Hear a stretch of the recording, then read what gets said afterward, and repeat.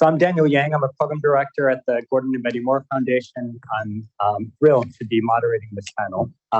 First, I wanted to introduce my panelists. We've got Andrea Dorkin, who is Downing, who is a patient advocate and a security researcher. She's also the co-founder of the Light Collective, which has the mission of representing the collective rights, interests, and voices of patient communities in health technology. Second, we have Eric Horvitz, the Chief Science Officer at Microsoft. He's a computer scientist, a physician, an AI researcher, and he currently serves on the President's Council of Advisors on Science and Technology. And third, we have Nabiha Syed, who is the CEO of the Markup, which is a nonprofit newsroom that investigates how powerful institutions are using technology to change our society. Nabiha is a lawyer and previously served as the VP and Associate General Counsel at BuzzFeed. So, reflecting on the title of our symposium, Can ChatGPT Diagnose Me? The focus of this panel is really looking at direct-to-consumer use cases of ChatGPT and GPT-4 when it comes to health use cases. And so my first question is, we've been hearing about a lot of examples of GPT-4 and other LLMs being applied to industries like the education sector. You probably have heard of the example of Duolingo or Khan Academy, which are integrating GPT-4 to create interactions that can mimic maybe a personal tutor. And so as we think about consumer health use cases, in what ways do you think that these LLMs, large language models, might help us reimagine, reform, or even replace traditional experiences in consumer health? So maybe, Eric, I'll start with you.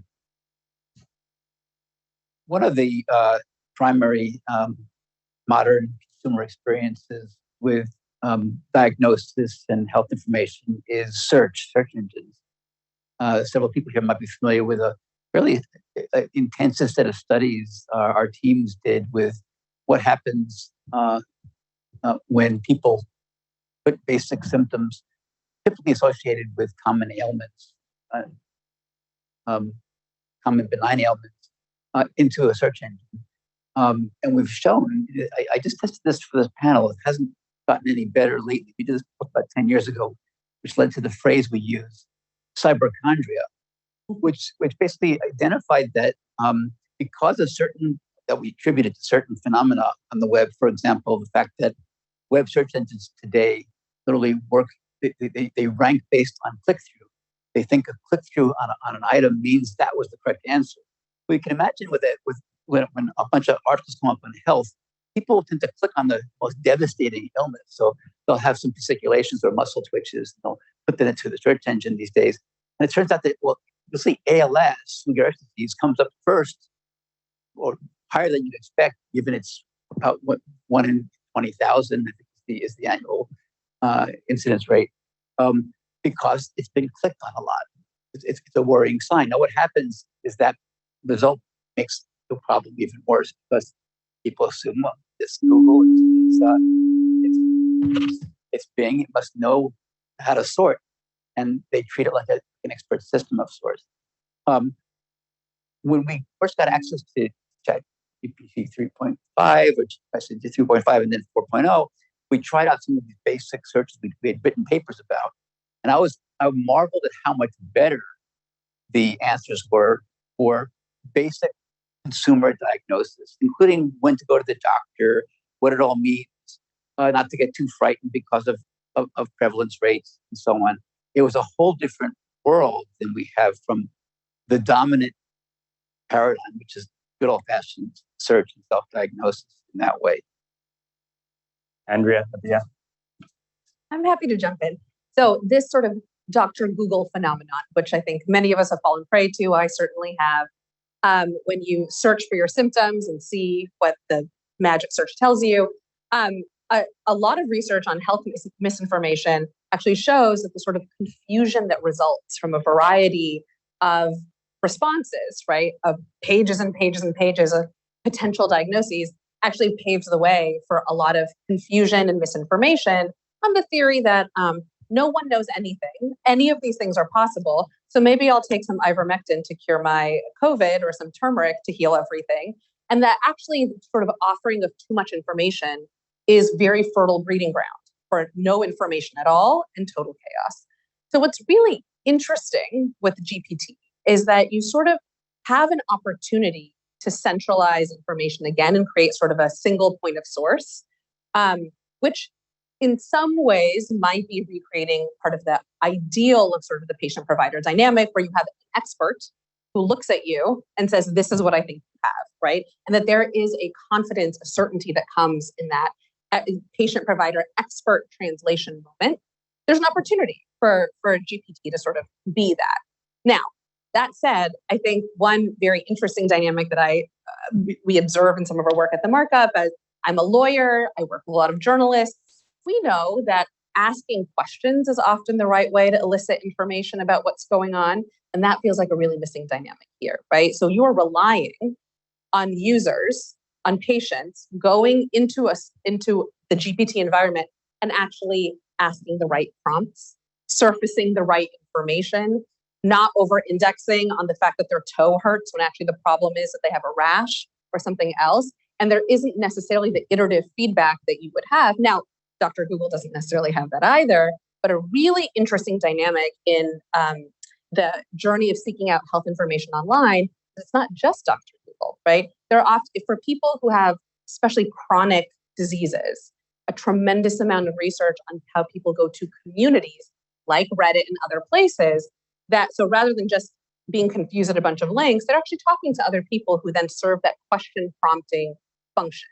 And so with GPT, I wonder, how do we insert sort of the value of the questions to increase or improve a sort of prompt dynamic that's very relevant to the outcomes you get here?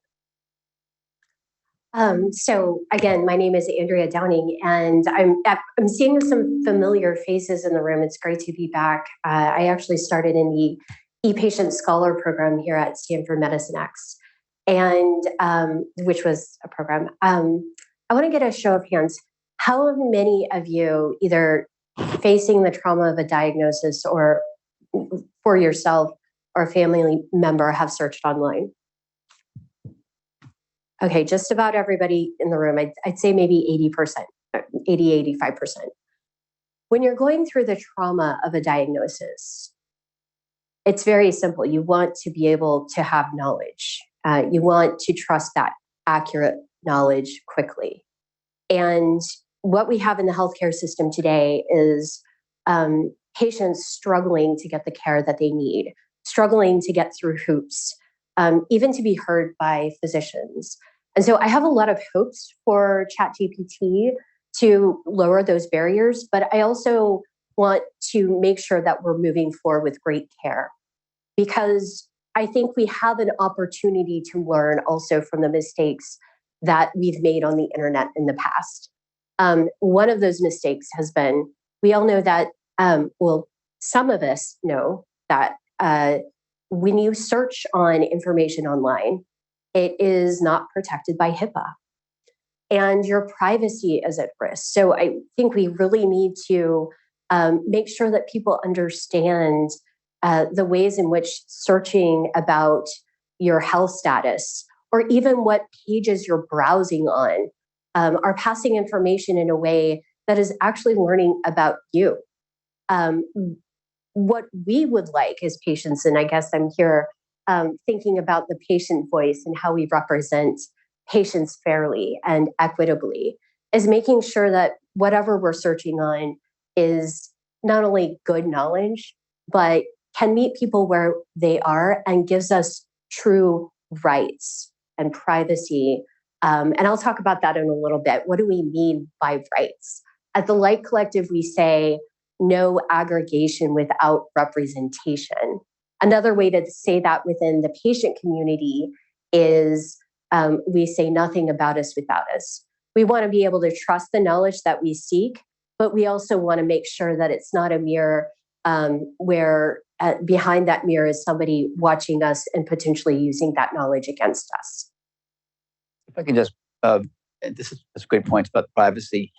It would be great to have you come by Microsoft or research, where we have gigantic logs, anonymized logs, looking for what people do with health information, and talk about what you might call data privacy and the greater good, but whether there's a need for consent as well as disclosure as to how anonymized data is used, but that's another topic. I wanted to just, maybe you'll come back to that later, but I wanted to just address this comment you brought up about questions and so on and engagement and community. What I've been discovering again and again in exploring the power of these large language models is the surprising capabilities they have if you seek to ask questions you would think these systems can't answer. So asking a question, for example, after a search on an illness or set of symptoms, what questions should I ask my doctor?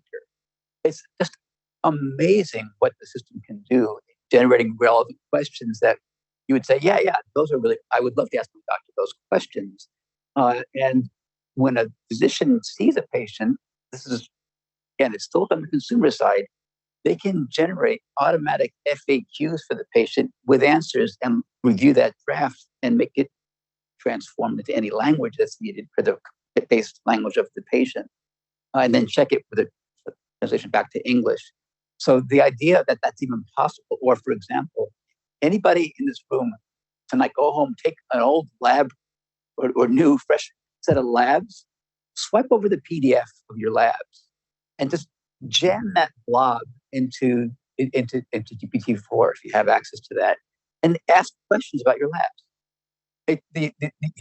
The fact that people don't know they can do that yet is a limiting factor. So one notion is, at one point, do patient portals do the effort to make available certain services with the kind of Microsoft they call these meta prompts above the prompts, and you go into a certain, click a button here, understanding my labs. The hospital organization, the caregiving organization, has engineered prompts to basically do really well with helping patients really ask questions about their labs, for example, or about their illness, or what's happening in the research area, that advancing their care in their area, for example. Just to jump on that, and then I'll hand it back, I promise. I think this is such an excellent point, because what it underscores is actually a transition in how we approach information literacy, right? So if the last 20 years of information literacy have been about identifying the right sources for answers, you're transitioning to a moment where actually it's about identifying the right questions. That's a different skill set. And that this hurdle that the general public might not know that presents a question and an opportunity. Who is going to pivot to having that kind of public information campaign? You and I might realize, yeah, let me use the generative capabilities of generative AI to give me those questions. I don't think we can presume that everyone navigating their patient journey would even know to do that. And that is an opportunity for broad education. And on that point of the importance of the questions, when I compare, let's say, using GPT-4 or using a Google Bard to search for symptoms compared to Google or Bing, normally I'm just putting symptoms in there, right? I'm not putting my age. I'm not putting my past medical history. I have chest pain. And so it'll give me a generic sense of here's the 50 things that chest pain can be. But what GPT-4 allows you to do, it allows you to put complex queries in. Maybe I will. Like, you can put an entire HPI in there, history of present illness, and ask it, what do you think about this? And so it allows it to think through, let's say, complex relationships, which is what physicians do, right? So half our job is trying to collect that information, synthesize, and then two, we're kind of doing what we think GPT-4 is doing, is thinking it through and developing differential. So I'm just curious, from your vantage point, that's a very different way of searching online, right? Because it allows you to just throw a lot more at it, whether it's relevant or not. But I'm just curious, does that scare you? Does it excite you? It's not just a small little chat thing. It's a much wider thing that you can really throw a lot at it. I'll take that. So I think the question depends on the asker, and the answer depends on the curator of knowledge. And I do think we have to be extremely careful after what we've learned about coming through this pandemic, what the World Health Organization terms an infodemic. We are at a place where we can make certain assumptions about the efficacy of the knowledge that we're getting back. But I'll just give one example. My husband is a neuroscientist. I come from this world of wanting to have good knowledge for the BRCA community, the breast cancer community. And we all, as a community, have these different levels of not only health literacy, but digital literacy. So for me to go in, I absolutely love ChatGPT as what we were saying earlier, as a brainstorming tool. I've had a lot of fun learning to code, you can write in Python a app that can, look at your cancer risk factors. But the going back to the question, depends on the asker. We are truly at a place where we have to really take care of the communities that are actively using these tools today. And so I have a really important thing that I come back to when we think about, yes, we might be as patients anonymized and millions of us are using these tools, but we have to care for our digital communities at these different levels of literacy, just like we care for our physical communities. We need to build capacity. We need to help educate people about, what to be careful with in order to make an informed decision. As somebody who went through genetic testing at a young age and made life-changing decisions based on data and knowledge pertaining to BRCA, one of the biggest things that I think is important for us to remember in technology is our choices as patients should remain our own. We shouldn't be using these technologies to target people, and we should empower people with their choices. But at the end of the day, in order to keep those choices in the hands of people, we have to educate them and really build that capacity and literacy. And my response, in part to your question, Daniel, is that that we'll join with your comments just now, is with the sharing of much more detailed information, the stakes with privacy are much higher now. Yeah, people are saying a lot more to wherever it's going off into the ether, and companies and nonprofits and civil society are going to have to look. You have even more assurance now that information is absolutely private, unless there's consent given for a study, for example. One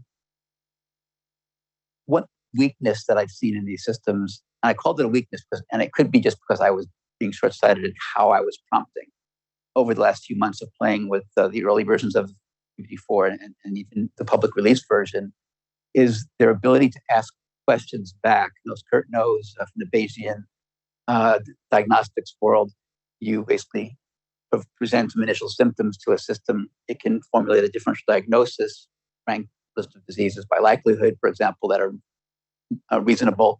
And then this method called sequential diagnosis, going back to the earliest days, 50s and 60s of medical AI, you ask questions back, you generate ideal questions back to narrow down and to close in on what's going on. And I wanted to see better activity. I was hoping for better performance for when it had a list from the previous turn of the conversation and say, well, now what would you do now to focus in on the best exam or best test? And I see variable abilities there. My hope is that this idea of the diagnostic session, whether it be with consumers or with professionals, that capability will get better through the kinds of prompt management to figure out what it would mean to tell a system, here are the likelihoods of what I'm thinking right now. What do I ask next to a person at this level of background, this understanding, this community understanding, to ask questions that can be answered, and then continuing that cycle in a way that's useful. So have more of a dialogue as opposed to feed forward and then arms folded and think. Oh, go ahead. Just one other follow-up to that. I think we also need to be very clear with people that when you are typing in a prompt, just like Google, or if you are joining a Facebook group related to a health condition, that is outside of the auspices of HIPAA. There's a misconception that HIPAA covers all health information, and it doesn't. Once you leave the walls of a HIPAA-covered entity, it's kind of the wild, wild west.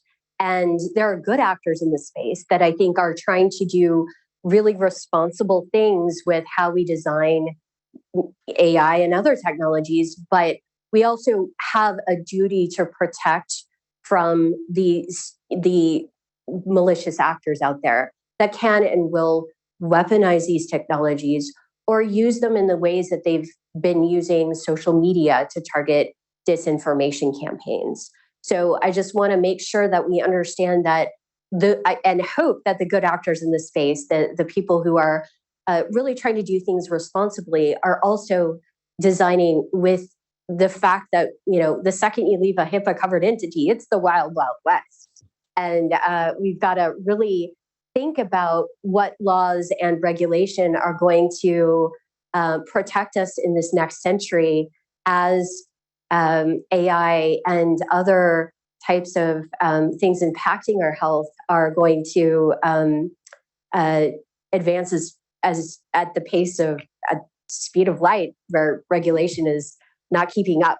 This brings up this interesting opportunity and need potentially for healthcare groups like the Stanford providers or UCSF, for example, in having their patients not necessarily go to an open Wild West system, but to take these large-scale language models and into their system, really come up with experiences with meta prompts that are appropriate functionalities with a back end that's HIPAA compliant to an enterprise-grade HIPAA compliant system, and provide that kind of privacy and custom-tailored services for their patient population. I just want to ask a question. I'm going to direct it to you, Nabiha, which is really around these questions of liability and privacy and protection. And so when I was preparing for this, I was just playing around with GPT-4. I was playing around with Google's Bard. And at least a few weeks ago, Google's Bard refused to answer any questions that had any, semblance of providing medical advice. It just said, I won't do it. It's changed a few days ago. It will, and it'll provide a little medical disclaimer. Mm-hmm. But I think that initial, let's say, rollout was instructive. There was a worry there. I'm guessing it has to do with liability. I'm guessing it had to do with privacy. I'm just curious from your vantage point, what are those risks? One way is to just not make it available. The other ways are to mitigate it. So I'm just curious how you think about that, these issues. Yeah, lawyers are the worst. Take it for one. No, I mean, very clearly, this is designed to preempt liability, right? Where I'm not a doc, this is not medical advice, go somewhere else, blah, blah, blah. And everything we know about how the behavior of people consuming information is they see that italicized part and they're like, yeah, whatever. They just scroll down. It's like clicking to accept all cookies, okay? It doesn't actually do anything. All it does is employ the guild I come from of lawyers. It doesn't do anything. I do think there is a universe and opportunity to message that ChatGPT is a prosthetic. This is something that can enhance. This is not a replacement for medical advice. I don't think that's well accomplished by very clear rote just like a rote italicized little nonsense disclaimer. But I understand why it's there, right? And because of course the downstream predictable thing is someone will say, well, I followed the advice that I got on Bard and now my leg fell off and give me $1 million, right? Like people sue over hot coffee. Of course they're going to sue over this. I just feel like it is, and those will come, right? Those will come. We live in an environment, unfortunately, where litigation is frequent. But I think the much more interesting game is thinking about how do we educate the public on what this actually is, right? The other piece that I think is interesting is there was a study that came out of University of Maryland around actually breast cancer diagnosis, right? And one of the many interesting observations in the study were that the responses from ChatGPT were all American Cancer Society based on advice from there and did not include sort of disagreeing or other perspectives. And that feels like a very interesting and fertile ground, right? Of you were asking earlier about the prompts as inputs. What about the actual inputs of advice and where we're creating sort of preferences for certain sources of information over others? That to me is a very interesting ground of how do we choose what to preference? How do you communicate to the public evolving bodies of knowledge, for better or worse? And I say this, as a person who encounters many people who get legal advice from the internet, which you should do. that people aren't good with nuanced information, right? And they're not good with evolving information. And so you're going to have some, unfortunately, like a liability prophylactic that's there. But I think there's far more interesting conversations about how we change people's behavior to prevent the harm rather than just focusing on litigation as the North Star. If I may, I think we can do more. And I'm gonna challenge this group to think differently. And we had a really great conversation before this panel about consent. I'm going to tell you a quick story, and it's a backstory that actually ties to some of the work at Nabiha's organization. So I published my first peer-reviewed paper last year. It was a big deal because I'm a patient activist and I've turned security researcher, but the research was on how privacy policies actually work and how much we're missing when we browse on the internet and ask questions, how that literally takes advertising cookies and passes it back to different platforms like Meta.